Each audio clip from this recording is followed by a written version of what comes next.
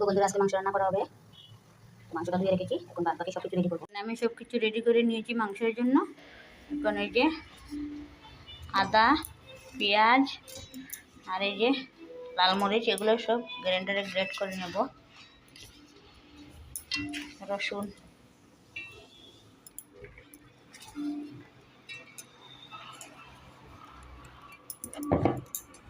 সামান্য জল দেব।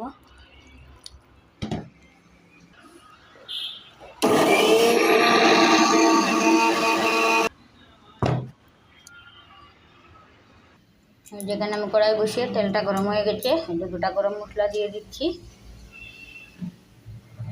তারপরে যে পেঁয়াজগুলো ভেজে নেবো, এখন দিয়ে দিলাম 2টা তেজপাতা, দিয়ে আবারও লাল করে একটুখানি ভেজে নিচ্ছি।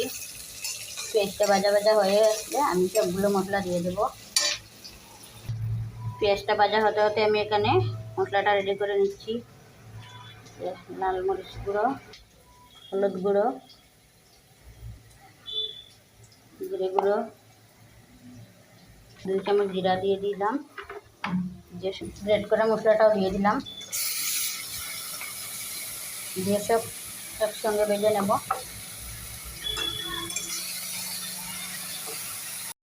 যখন আমি মশলাটাও দিয়ে দিলাম,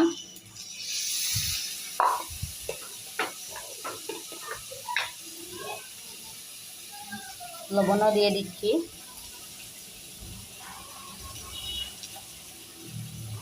দিয়ে এখন ভালো করে মশলাটাকে ভেজে নেব। আমার মশলাটা ভাজা হয়ে গেছে, আমি একটুখানি গরম মশলা গুঁড়ো দিয়ে দিলাম একসঙ্গে। এবার আমি মাংসটাকে দিয়ে দিলাম, ভালো করে মাংসটাকে কষিয়ে নেব। তো আমি অনেকবার এইভাবে ঘাটা ডেকে ডেকে রান্না করেছি মাংসটাকে। তখন আমি ভেজে রাখা আলুটা দিয়ে দেব, আগে থেকে ভেজে রেখেছিলাম। আলুটাও দিয়ে দিলাম, দিয়ে এখন ভালো করে আবার ঘেটে নেব। নিয়ে আরও কিছুক্ষণ এইভাবে রান্না করব, করে তারপর যখন জলটা শুকিয়ে আসবে তখন আমি জল দিয়ে দেব। আর মাংসটা পুরোপুরিভাবে কষানো হয়ে গেছে বন্ধুরা, তখন আমি জল দিয়ে দিচ্ছি। এই যে ফুটিয়ে রেখেছি জলগুলো আমি দিয়ে দিচ্ছি।